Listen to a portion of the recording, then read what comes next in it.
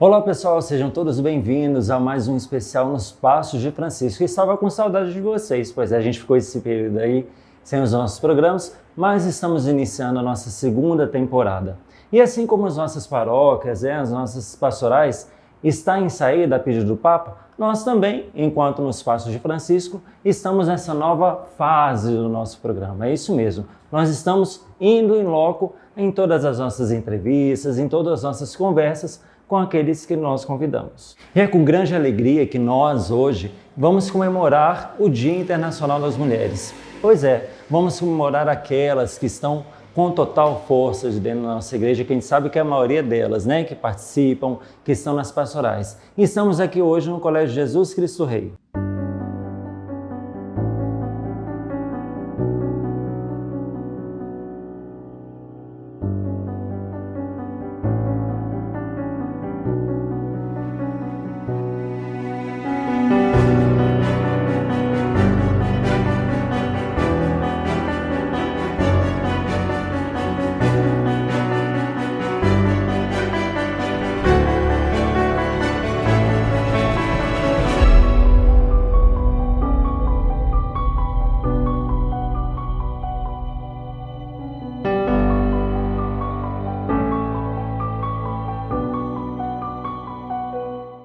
Pois é, pessoal, como eu falei, nós estamos aqui no Colégio Jesus Cristo Rei. O Colégio Jesus Cristo Rei é uma instituição muito bacana aqui da nossa diocese, onde poucas pessoas conhecem. E nós estamos aqui em loco. Vocês notaram que o nosso cenário está diferente. Nós estamos aqui na capela, das irmãs aqui do Colégio Jesus Cristo Rei. E nós vamos conversar um pouquinho hoje com a irmã Josenira de Souza Rodrigues. Ela que é diretora do Colégio Jesus Cristo Rei e também, não sei se vocês sabiam, mas também do Colégio Nossa Senhora Santíssimo Sacramento, lá em Minas. Não é isso, irmã? É verdade. Boa tarde. É boa tarde ou bom dia? Bom dia. Tá. Bom dia. É uma alegria recebê-lo, em nossa escola, no Colégio Jesus Cristo Rei, aqui, essa terra tão especial, tão sagrada, para nós, irmãs de Jesus na Eucaristia, mas eu acredito que para toda a diocese, porque aqui, esse solo sagrado, é o espaço da fundação da nossa congregação. Foi aqui, nessas terras capixabas, que Deus escolheu para que Madre Gertrudes de São José pudesse receber não só o aconchego da população, mas também as graças de Deus para a fundação da nossa congregação e do Colégio Jesus Cristo Rei.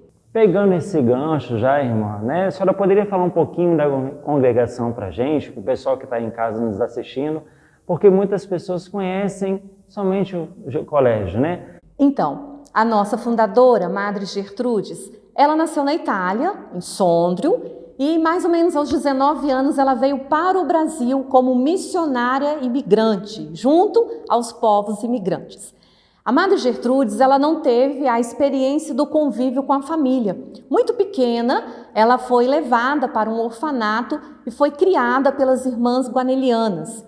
E essas irmãs cuidaram e automaticamente não só cuidaram da vida, mas também o testemunho de vida das irmãs trouxe esse desejo profundo que Deus toca no coração da pequena Martina Toloni para que ela pudesse, então, ter o interesse pela vida religiosa.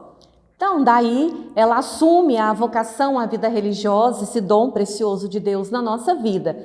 E, como missionária, ela vem para o Brasil. E aqui ela passou por vários lugares, vários espaços missionários, e chega então em Carangola, numa congregação, e nessa congregação ela sente que não é muito aquilo que ela deseja, e que ela sente que o desejo de Deus também para ela é outro. E ela fala em suas cartas para nós, irmãs, que há uma voz misteriosa dentro dela, que provoca esse desejo de ir além daquilo que ela fazia. Ela trabalhava em escola, ela era uma grande educadora, e deixa para nós um grande legado de educadora. Então ela sai dessa congregação, ela deixa essa congregação e vem para Cachoeiro. E ela vem esmolar, porque ela precisava pagar um dinheiro que ela gastou na escola lá. E nesse esmolar em Cachoeiro, ela é recebida pela população. E, ao ser recebida pela população, surge então o desejo das famílias para que ela ficasse aqui e fundasse aqui um colégio para meninas. Naquela época, 93, 94 anos atrás, existia o colégio só para os meninos e o colégio só para as meninas. Então ela funda aqui, nesse lugar onde nós estamos, onde hoje é o Colégio Jesus Cristo Rei, a congregação das Irmãs de Jesus na Eucaristia, no dia 10 de outubro de 1927. E, automaticamente, a fundação do colégio, por quê? Pela solicitação das famílias, para que ela ficasse e aqui iniciasse a formação. E é interessante a gente observar o olhar, a visão da Madre Gertrudes em relação à educação. Imagine, há 93 anos a gente ainda não falava de uma educação que trabalhasse a criança, o adolescente em todas as suas possibilidades, em todas as suas habilidades, né? Em todas as suas dimensões, humana, cognitiva, pedagógica, psicomotora, religiosa, cultural.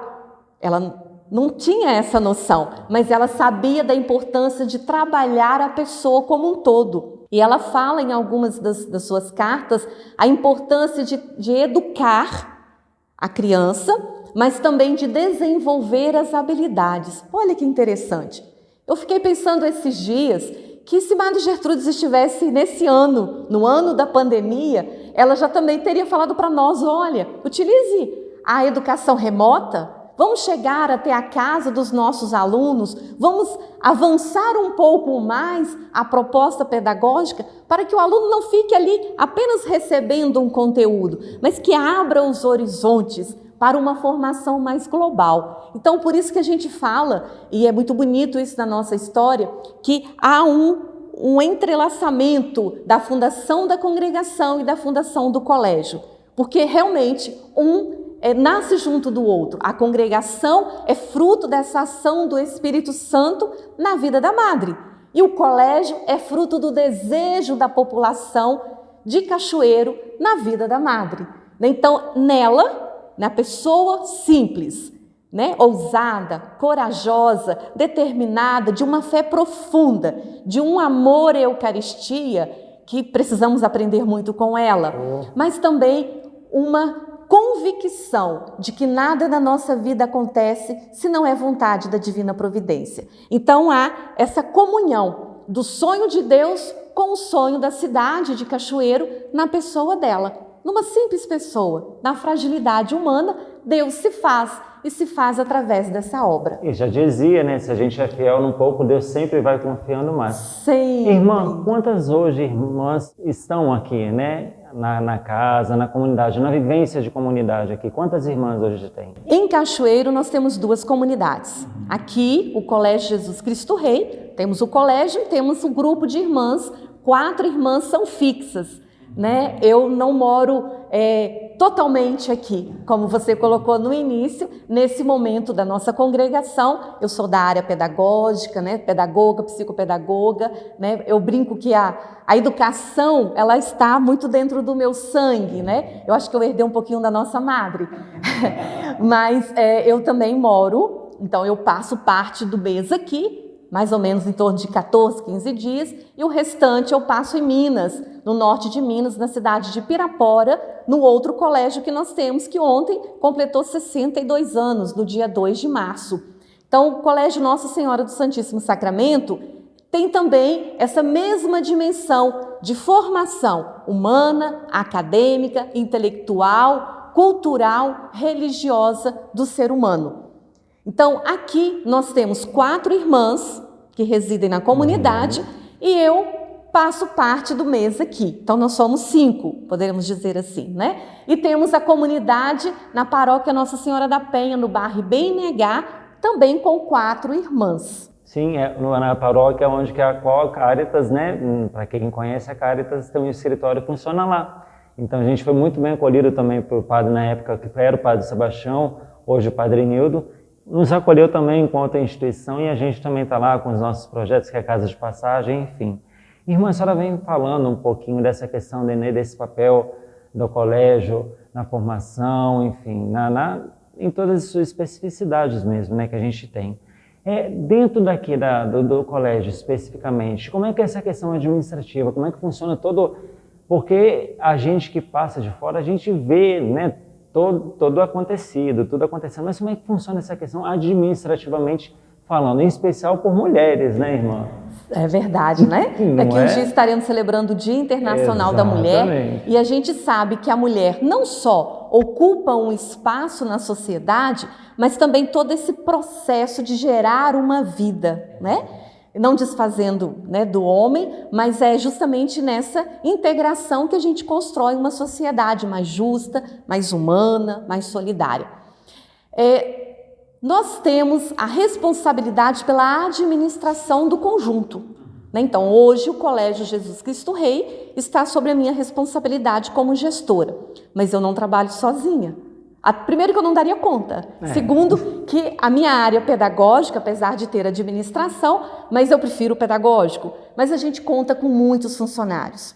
Nós temos pessoas que trabalham conosco no administrativo, aqui no colégio, mas também nós temos uma sede em Belo Horizonte, onde mora a nossa superiora geral, né, parte do nosso conselho geral, onde está a nossa casa central. E nesse escritório nós temos pessoas que nos ajudam a pensar e a executar aquilo que é mais complicado, o administrativo, principalmente nesse momento de pandemia, né? Então nós temos os funcionários do escritório central e junto nós temos uma equipe de gestores. Então, por exemplo, eu preciso tomar uma decisão, uma coisa simples, uma reforma. Então, precisamos fazer todo um processo para que essa reforma aconteça.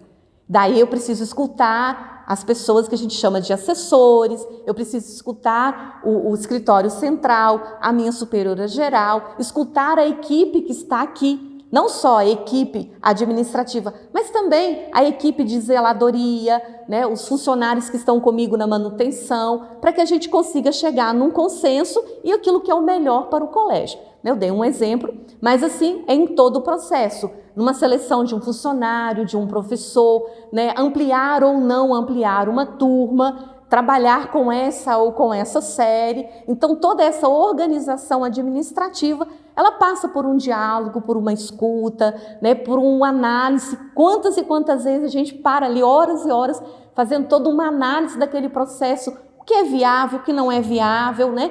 Nós vamos conseguir nos manter porque nós somos uma escola de irmãs, de religiosas. Existem todo um processo da filantropia, um processo social, mas também nós somos uma empresa e como empresa a gente precisa oferecer o melhor para o nosso cliente, que é o nosso aluno. Para que a gente consiga oferecer o melhor, a gente precisa de ter circulando, né, uma entrada financeira, né? E isso nesse momento ele faz uma diferença, porque a gente não consegue viver só do vento. Muitas vezes eu digo isso, né? A gente precisa realmente desse equilíbrio. Mas é tranquilo quando a gente tem uma equipe, quando a equipe realmente é parceira, quando você tem um colaborador que realmente, às vezes a gente usa muita expressão de vestir a camisa, né? Sim. E eu uso mais, realmente segura sua mão, que está com você, que assume mesmo. Então isso é bonito, é bonito. Então a gente tem uma equipe muito boa, né? E essa equipe ela contribui muito com o processo, com o crescimento. Trazem ideias, irmã, olha tal coisa, a senhora já percebeu? Outro dia eu sentada conversando com os funcionários aqui dos serviços gerais e eles começaram a me dar ideia e falei, gente, eu não tinha pensado nisso. Então assim, é bonito quando a gente consegue escutar, né? E ser gestora, ela passa muito mais pela escuta, né, do que às vezes simplesmente por determinação. Muitas vezes nós executamos muito mais do que o outro determina, do que a gente determina para o outro alguma coisa que ele precisa fazer. Mas é um processo bonito. E a senhora fala isso, me faz pensar, exatamente, eu acho que esse que é o papel do gestor, esse é o papel do líder, né? É estar junto, é ouvir mais, né? E quantos colaboradores hoje, irmã, tu aqui especificamente aqui no Colégio Jesus Cristo Rei e também lá na outra sede lá em Minas? Então, aqui hoje, né, na semana que vem já vai ser outro número, porque a gente está com possibilidade de mais 2, 3 contratações. Nós temos 53 funcionários. É uma empresa considerável, né? É uma empresa considerável. Entre funcionários, desde do vigia, do porteiro, até a contabilidade. Cargos, assim, né? Então, nós temos de tudo na escola. Tudo, né? Nós temos o vigia, nós temos o pessoal da limpeza, da zeladoria, nós temos da manutenção e infraestrutura, coordenação disciplinar, coordenação pedagógica, contador, secretária, auxiliares, monitores. Então, assim, é uma equipe muito legal, muito boa. Grande. No Santíssimo, nós temos 59 funcionários. Entre também a mesma coisa. Todos os funcionários que a gente tem aqui, a gente tem também no Santíssimo. Alunos, falamos agora de número de alunos, mais ou menos quantos alunos e de que série a escola aqui? Como é que o Colégio Jesus Cristo Rei funciona? Então, alunos, nós temos hoje matriculado 359 alunos. 359 alunos. Nós temos desde o maternal, né, porque a educação infantil ela é composta pelo maternal, pré-1, pré-2. Nós temos do 1º ao 9º ano, que é o ensino fundamental, 1ª, 2ª e 3ª série do ensino médio. Nós temos alguns projetos bem bacana. A gente tinha para o ano passado, né, o sonho de trazer um cursinho preparatório, não só para Enem e vestibular, mas também concurso. A gente acredita que esse ano a gente vai conseguir lançar esse cursinho, se Deus quiser. E a gente também tem uma proposta, porque a gente conversava muito. A minha geração, eu acredito que a geração de vocês, a gente brincava. A gente subia em árvore, a gente sabia cair, até amortecer o corpo para tomar um tombo. E a gente percebe que com a mudança da sociedade, a gente não tem mais casa com quintal. Muitas vezes é uma área restrita, quando não apartamento. A gente tem uma situação de violência na cidade, que você não pode mais brincar na rua. Então, assim, isso vai tirando também da criança e do adolescente muitas possibilidades. E parece que não, mas a forma da pessoa andar, a forma da pessoa se movimentar, são características psicomotoras que têm uma interferência no cognitivo. Então, a criança que não tem essas habilidades psicomotoras desenvolvidas, automaticamente ela terá algumas dificuldades, não é deficiências, dificuldades no processo de aprendizado. E é interessante a gente observar, hoje mesmo, na entrada, eu acolhendo os alunos, né, cumprindo todos os protocolos de higienização, e aí uma criança ela não conseguia fazer ao mesmo tempo a mão para receber o álcool e pisar no asperge. Era automaticamente uma coisa simples, uma criança de 9 para 10 anos, né? E aí eu falei, gente, olha a dificuldade psicomotora da criança, ela precisa fazer duas coisas ao mesmo tempo, simples, que era apertar o pé e estender as mãos. Só que isso tem uma interferência também na capacidade intelectual de associar o conteúdo, de compreensão textual, de compreensão matemática. Então nós estamos aí formatando uma proposta, um projeto bem bacana para os nossos alunos nessa dimensão psicomotora. Mas a gente sonha muito, né? Eu, pelo menos como gestora, eu falo que o sonho ele movimenta muito a vida da gente. E que bom que a gente sonha, né? Madre Gertrudes falava assim, sonhar grande ou sonhar pequeno ocupa o mesmo espaço. Então sonhe grande, né? Porque sonhar pequeno não dá muito fruto, né? Concordo plenamente. Não é verdade? Como Caritas, a gente não precisa sonhar grande, com projetos sociais. Então a gente sonha muito para, né, esse espaço sagrado aqui para o Colégio Cristo Rei. Irmã, a gente está falando de um colégio, né, católico. E como é que é receber, por exemplo, alunos de outras religiões, de outras denominações religiosas? Como é que funciona isso dentro da escola? Assim? Primeiro, eu quero só fazer uma observação, que quando nós falamos de uma escola religiosa, uma escola católica, ela precisa ser vista e pensada com um tripé, né, com um tripé, que é o administrativo, o pedagógico e o pastoral. Então, sem o tripé pastoral, ela é apenas uma escola particular, como nós temos muitas. Mas com o tripé pastoral, ela é uma escola católica. Então, o tripé pastoral, ele dá para nós as possibilidades de sair de um lugar, talvez, do julgamento, da interrogação, para o lugar da acolhida e do diálogo. Então, quando a família procura a nossa escola, o Colégio Jesus Cristo Rei, para colocar o seu filho aqui, é porque, primeiro, ela acredita na proposta pedagógica. Pelo menos eu não tenho a experiência da maternidade, mas se eu tivesse um filho, eu iria procurar uma escola, primeiro, pela proposta pedagógica. Segundo, automaticamente, dentro dessa proposta pedagógica, é a capacidade que a escola tem de receber o meu filho. Então, independente da denominação religiosa, nós precisamos acolher o outro como ser humano. Então, se eu acolho você como ser humano, a religião, ela vai ser um caminho para o nosso diálogo e não um muro. Então, não tem como eu acolher uma criança muçulmana, evangélica ou ateu, se o meu lugar de escola é o lugar do diálogo, é o lugar da acolhida. Então, essa criança, o que ela traz, né, de potencial, de experiência, de conhecimento, ele só vai agregar e não distanciar.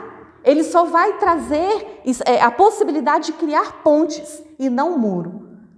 Então, isso aí para a gente é muito tranquilo. Nós temos várias crianças, né, que são de outras denominações religiosas e, pelo menos até agora, eu não recebi nenhum comentário da família: olha, meu filho foi questionado por esse ou por aquele motivo.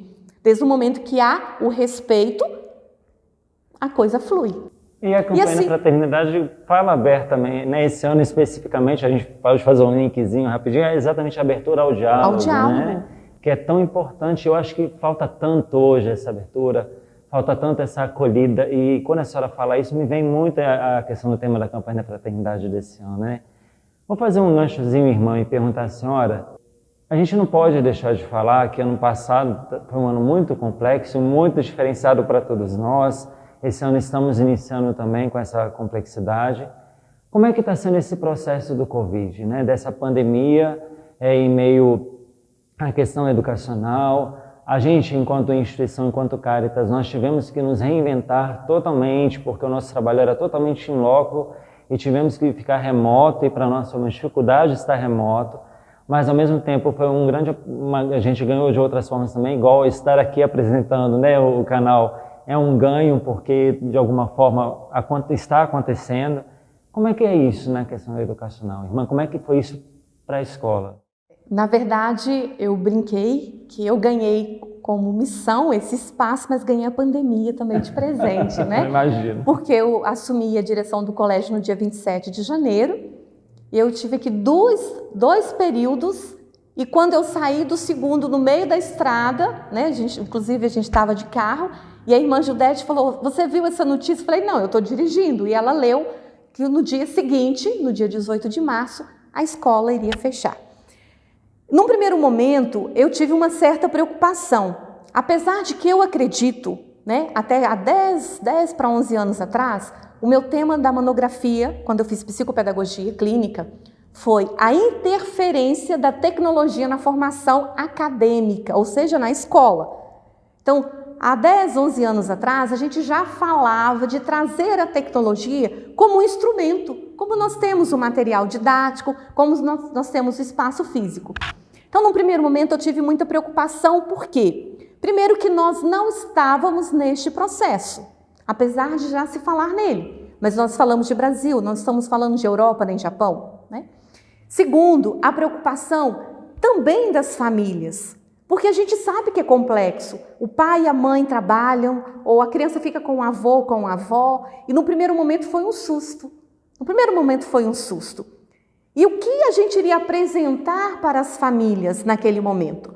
Então, a noite do dia 17 para o dia 18, eu passei a noite toda rezando e pedindo a Deus luzes, e como eu tinha um certo domínio, eu me lembrei logo que a gente poderia usar a sala de aula do Google. Então, à noite, eu usei para criar as salas de aula, porque no dia seguinte eu já poderia chegar com uma proposta com os professores, não mais aqui no presencial, porque eu já tinha chegado em Belo Horizonte, mas apresentar para os professores essa possibilidade. Então, sim, foi muito desafiador.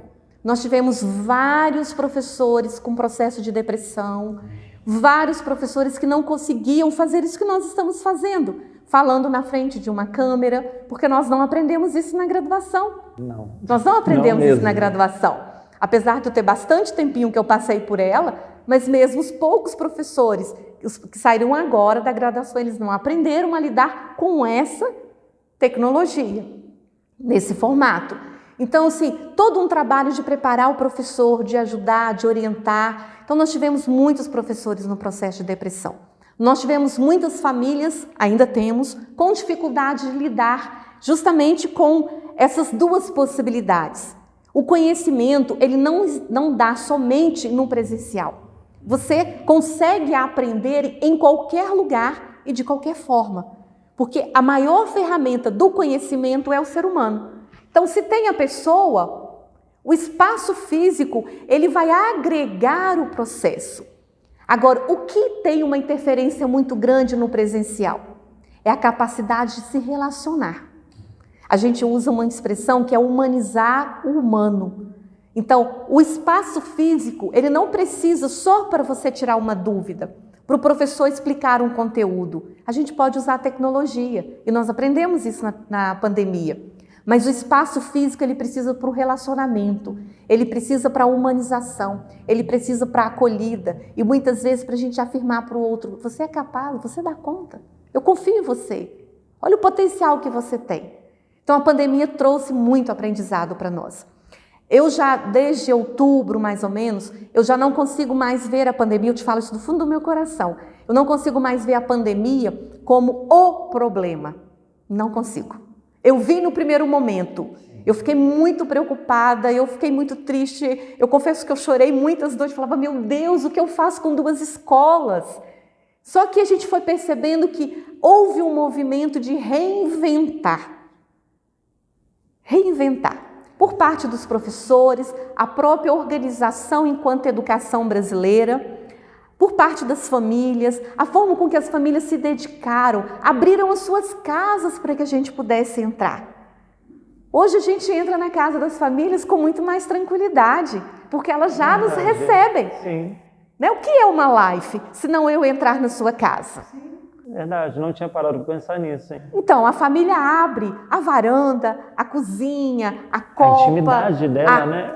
A sala, o quarto. Né? Quantas famílias organizaram o quarto da criança para ser ali o espaço da educação, o espaço do aprendizado. Então, ela realmente abriu o lugar do seu aconchego para que a escola chegasse. Olha que bonito isso. Então, hoje, nós temos uma escola que ela não tem mais muros. Oxalá a gente pudesse daqui uns dias não ter muro físico mesmo, né? Porque a escola não precisa de um muro, ela criou pontes. Então ela criou ponte com a professora, ela criou ponte com o professor, ela criou ponte com o funcionário, ela criou ponte com a família, ela criou ponte com o aluno e com a sociedade. Com a sociedade. Quantas vezes a gente pega uma videoaula de um outro professor do sistema de ensino, por exemplo, e posta no ambiente virtual de aprendizado? Nós tivemos que investir, foi um valor considerável, numa plataforma. Eu brinco ainda que nós temos aí um carro bem de alta potência, que é a nossa plataforma, mas a gente ainda está dirigindo um golzinho, porque a gente não consegue ainda usar todos os recursos da plataforma. Mas é um espaço que o aluno tem. E ela é a cara da nossa escola. Ela tem a Gertrudinha, que é a nossa mascote, ela é colorida, ela tem o vídeo do professor, ela tem o lugar do chat, que o aluno pode entrar e conversar com o professor na hora que ele precisa, que a família pode fazer esse contato. Ela tem muitas possibilidades. É limitada? É, como tudo do ser humano é limitado. Mas é um canal, é uma ponte que faz com que o aprendizado ele saia desse espaço físico do colégio e ele chegue lá onde o aluno está. Seja na casa, seja na roça. Quantas crianças nós temos hoje que estão em sítio, que estão na zona rural, mas tem uma internet e ele continua estudando? A senhora falando, eu quando fiz a minha faculdade, eu fiz à distância, né, mas só que era semipresencial. E isso há 10 anos atrás, realmente era assunto que era discutido assim, e com muito preconceito em relação às pessoas. Porque, nossa, mas você vai fazer uma faculdade à distância, e eu sofri dos próprios professores. Eu sou assistente social de formação, fiz minha especialização também em EAD, e eu sofri muito preconceito dentro do próprio meio que eu convivi. Né? Falando que eu não era capacitado tanto para aquelas pessoas que fizeram a faculdade presencial, mas e hoje onde estamos? Hoje, se não fosse essas tecnologias, se não fosse esse novo ressignificar, né? Nós tivemos que se ressignificar no ano passado e esse ano, né, reverberar várias ações, várias questões dentro de nós mesmos, né? Eu acho que acredito também a senhora que tu passou por todo esse processo e continua passando com os familiares, com os alunos. Deve ser também um desafio também, né, irmão? Sim, toda essa sim, situação. com certeza. Interessante, eu penso que nós seres humanos, quando você fez a pergunta de acolher o aluno de outra denominação, nós seres humanos precisamos trabalhar mais em nós realmente a humanização, que é quebrar preconceitos. Então, eu não vivi essa experiência, né, do outro olhar para mim e falar, você tem um curso em EAD, mas eu senti isso em um profissional há um bom tempinho que chegou para somar conosco no outro colégio de Minas, do Santíssimo Sacramento. A formação tinha sido em EAD. E aí quando a gente fez a apresentação, aí todo mundo, nossa, o diploma que a gente recebe é um papel. O que conta é o conhecimento que eu adquiri, sim, é o meu empenho no trabalho. Então, o espaço físico ele é importante? Mas ele não fecha em si o conhecimento. Então, é importante também, é interessante que a gente consiga perceber que eu acredito que nós não vamos mais voltar no ensino 100% presencial. Não vamos. Essa integração do presencial com o remoto, do síncrono e o assíncrono, do online e do offline, cruzou, né? Integrou. E essa integração ela não vai se desfazer. É porque nós ainda temos um conceito de que só é bom aquilo que eu estive presencial. Mas e o conhecimento que eu adquiri? Então, se eu pego um livro para ler em casa, ele não é válido?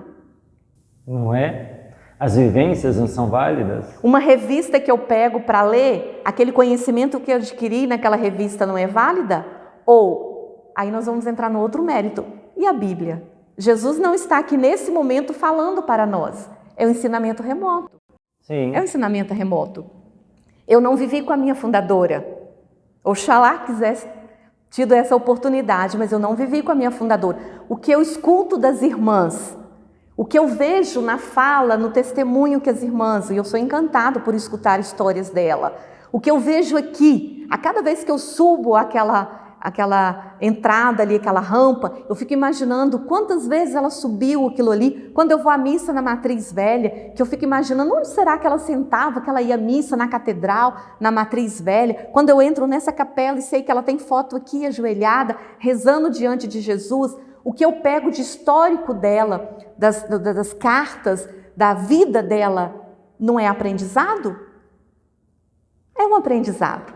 Então, o mais importante não é apenas o presencial, mas é a capacidade que o ser humano tem de ir além de alguma coisa. Então, essa integração do presencial com o remoto, a integração do online com o offline, do síncrono e assíncrono, isso vai trazer para nós uma nova dimensão de escola. Uma escola realmente voltada e preparada para trabalhar as habilidades e competências do aluno. Não basta adquirir um conhecimento intelectual. Conhecimento, ele vai ocupar o espaço, mas se ele não te trazer para você, se ele não te der a possibilidade de colocar esse conhecimento a serviço da vida, ele não vai ter sentido. E aí eu acho muito bonito quando a gente fala assim, o que é inteligência se não conhecimento em movimento? Aí a senhora me faz pensar que a Caritas, a gente tem um slogan que a gente fala, que a Caritas é o amor em movimento, né? É o amor onde que ninguém quer estar, é a gente estar onde que ninguém quer estar. Aí eu acho que mesmo funciona na congregação da senhora. E a senhora falou um pouquinho, há um tempinho atrás aí, falando dessa questão da mulher. Como é que a senhora vê o papel da mulher dentro da igreja, irmã? Eu, particularmente, eu vejo que é fundamental. Apesar ainda de todos os preconceitos que a gente já comentava, mas como que é o papel da mulher, desse empoderamento feminino dentro da igreja, que a gente sabe que ainda, em sua maioria, são mulheres, mas que ainda, muitas das vezes, não vamos ser hipócrita, a voz sendo calada. Mas como é que a senhora percebe isso? Como é que está sendo essa transição também das mulheres dentro da igreja, especificamente? Então, quando a gente fala do lugar da mulher na igreja, na sociedade, eu sempre me recordo e trago à memória algumas mulheres. Maria, Ruth, Esther, Madre Gertrudes, Madre Teresa de Calcutá, entre tantas, Zilda Arnes entre tantas outras mulheres. Para mim, o que fica forte para mim é que nós mulheres precisamos tomar posse daquilo que é nosso. Eu não consigo conceber, falar, a mulher vai ocupar o lugar do homem. Não existe. Cada pessoa, cada ser humano tem o seu lugar e o seu papel neste mundo. Sim. O que ainda me entristece é justamente essa dificuldade que muitas vezes existe, você colocou, da discriminação.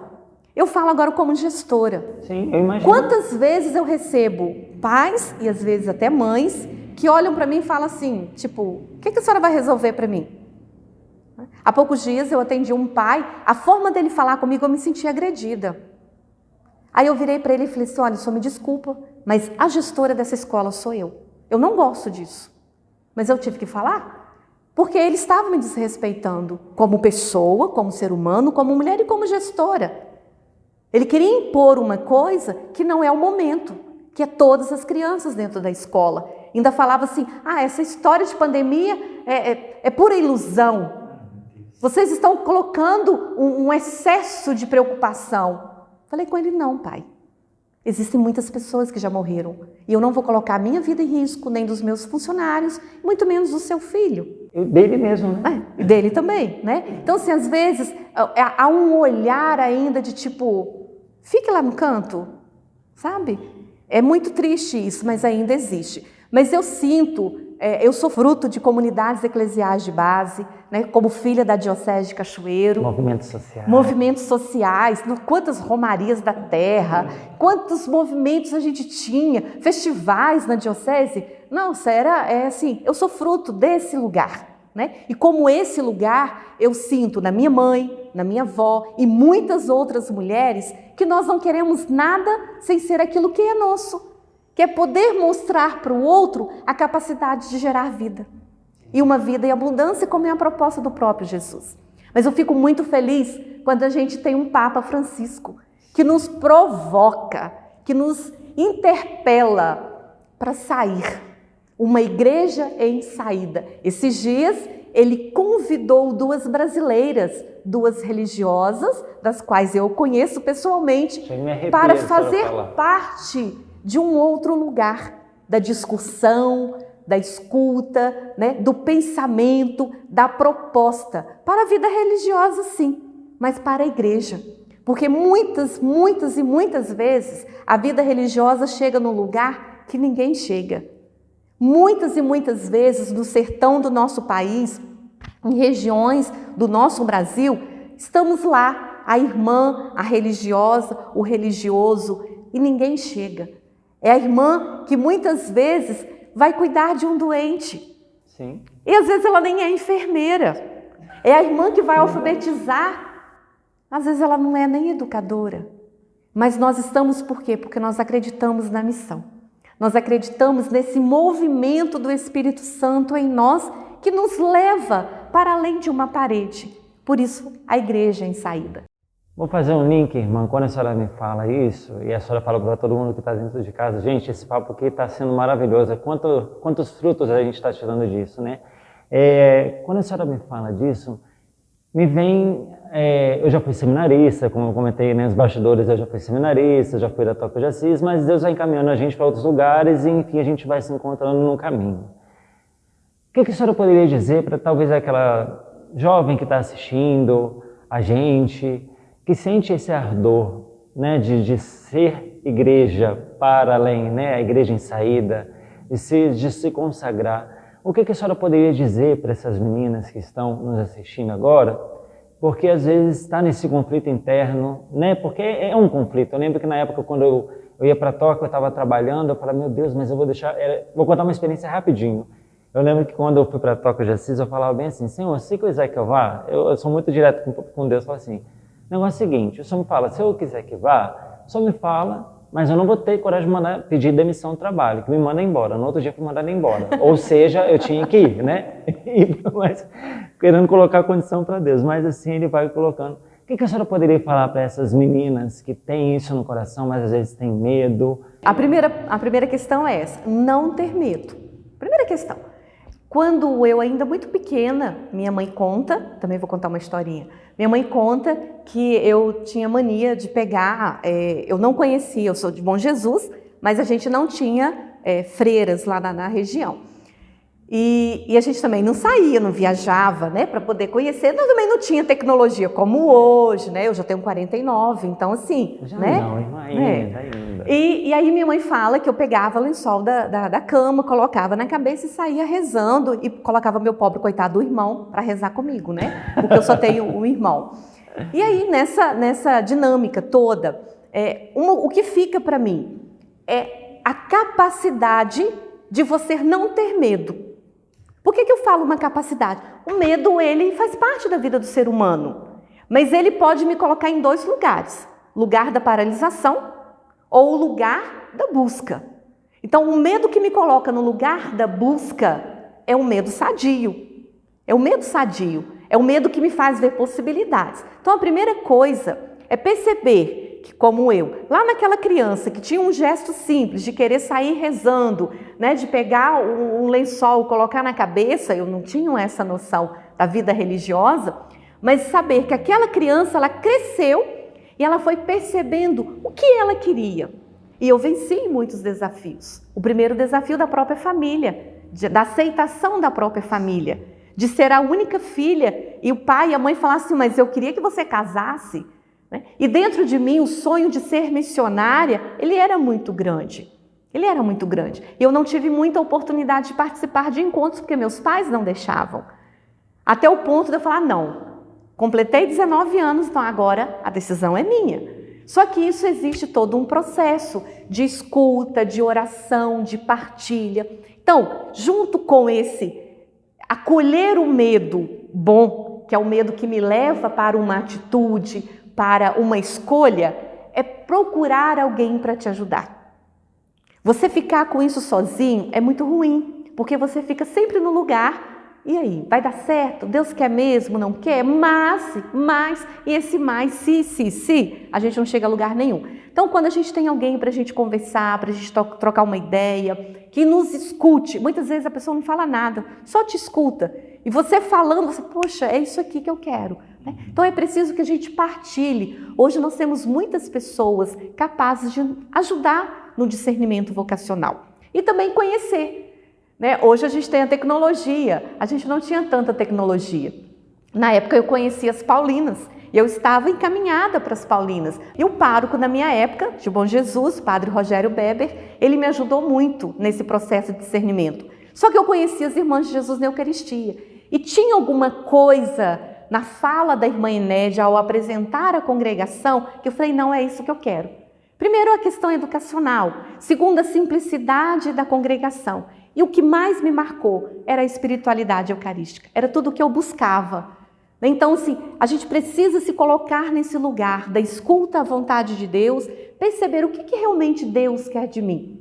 Mas o que eu quero também para gastar a minha vida? Como eu quero consumir a minha vida? Eu quero ser uma vela apagada ou uma vela acesa? Então, se eu faço a opção por ser uma vela acesa, eu preciso procurar o caminho do discernimento, que é o da escuta, da oração, da partilha, do conhecer uma família religiosa, daí então fazer o processo do ingresso e assumir essa vida. Hoje existem muitas possibilidades, há muitos caminhos para dar esse sim e realizar a vontade de Deus na nossa vida. Estamos aí. Se alguém precisar, mesmo que fale, não, eu não quero ser irmã de Jesus na Eucaristia, mas eu preciso de alguém para me ajudar, para escutar, estamos aqui. Infelizmente, a gente poderia ficar aqui horas e horas conversando. Acho que a gente teria assunto para estar dialogando sempre, mas a gente está chegando ao final do nosso especial nos Passos de Francisco, A inspiração do nosso programa foi exatamente isso, a Igreja em Saída, Eu gostaria que a senhora deixasse uma mensagem final, uma mensagem para todas essas mulheres guerreiras, para essas mulheres empoderadas, uma mensagem final para todo mundo que está nos assistindo e desde já agradecendo também pelo seu sim, prontamente, o Flávio que está aqui, que está atrás das câmeras também, Flávio, a gente sabe quanto automaticamente disse sim. Queria que a senhora pudesse fazer as suas considerações finais. O nosso canal aqui está aberto para a senhora falar à vontade. Primeiro também eu quero agradecer a abertura de vocês, né? Quando eu recebi o convite através da nossa funcionária do setor de pastoral, a Jéssica, eu fiquei muito feliz. Fiquei muito feliz. Primeiro, eu acompanho o programa de vocês, mesmo às vezes não estando aqui, mas não existe fronteiras, né? Jamais. E é um programa muito interessante. E segundo, dizer para vocês, que a gente dizia antes, né?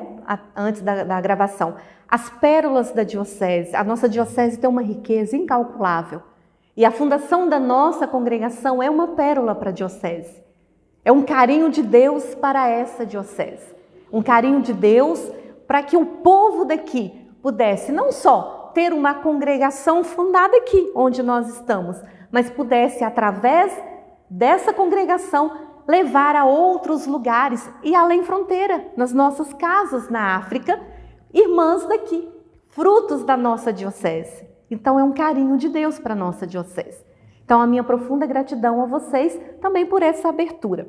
Eu quero dizer para você, mulher, assim como eu digo para mim também nesse momento, que ao olhar primeiro para a imagem materna de Deus em Maria, a Senhora do Santíssimo Sacramento, a Mãe da Eucaristia, que nós possamos tomar posse daquilo que é nosso, da nossa essência, que é a capacidade de gerar vidas. E ao ter essa acolhida, essa capacidade de gerar vidas, nós temos a capacidade de sermos humanas e de humanizar o outro. Não perca isso. O nosso maior poder não é só o poder da fala, o poder da autoridade, o poder do lugar que eu ocupo, mas o poder do serviço. O serviço que humaniza, o serviço que acolhe, o serviço que dá o aconchego, o serviço que gera vida. Deus nos abençoe. Deus nos dê esse coração capaz de amar, amar além das fronteiras. Um amor que tira, que derruba, que exclui muros e crie ponte. Um amor que vai além das paredes. Um amor sem fronteira. Uma igreja em saída. Deus nos abençoe. E parabéns pelo nosso dia. E que a gente possa ser essa ponte. Gente, vou pedir, né? Como a gente é canal do YouTube, a gente tem que pedir isso. Não esqueça de se inscrever no canal, dê o seu like, comenta, compartilha esse vídeo. A irmã aqui deu vários ensinamentos pra gente. Uma coisa que eu vou levar, não sejamos muros, e sim pontes. Então que nós possamos ser pontes ao outro. Irmã, muito obrigado pelo seu sim. Muito obrigado, em primeiro lugar, pelo seu sim a Deus. Amém. Né? De ter servido lá há um tempo atrás, de ter escutado esse chamado dele e estar aí a serviço. Nosso canal, né, nos Passos de Francisco está aberto. A nossa diocese também está aberta. A Caritas também está aberta a qualquer iniciativa que a senhora quiser tomar junto conosco. Estamos aqui para isso. Tá bom? Muito obrigado. Obrigada a você. Gente, obrigado. Em breve estaremos em mais um especial nos Passos de Francisco. Com uma surpresa que eu não vou falar não, tá? Vou deixar aí vocês ficarem na curiosidade, mas vocês vão estar sabendo daqui um dia. Até mais, gente. Tchau, tchau. Vamos pedir a bênção da Divina Providência para todas as pessoas que amamos, nossas famílias, educadores, educadoras, religiosos e religiosas, sacerdotes, os nossos representantes eclesiais e hoje, de modo muito especial, a todas as mulheres guerreiras, corajosas do nosso Brasil. Que a bênção da providência, amor, ternura de Deus te acompanhe. Que ela te confirme na confiança e na coragem, no abandono e na audácia, na alegria e na entrega, na esperança e na pobreza, na simplicidade e na caridade. Que ela te dê a visão clara da realidade e te faça compreender profundamente o mistério da vida, o tempo, a hora, o lugar, o projeto do Pai, as exigências do reino, a tua missão. Que ela realize em ti, através de ti, seu plano de reconstrução, reconciliação, ressurreição da humanidade. Que a bênção da providência, amor, ternura de Deus te acompanhe, hoje e sempre. Amém.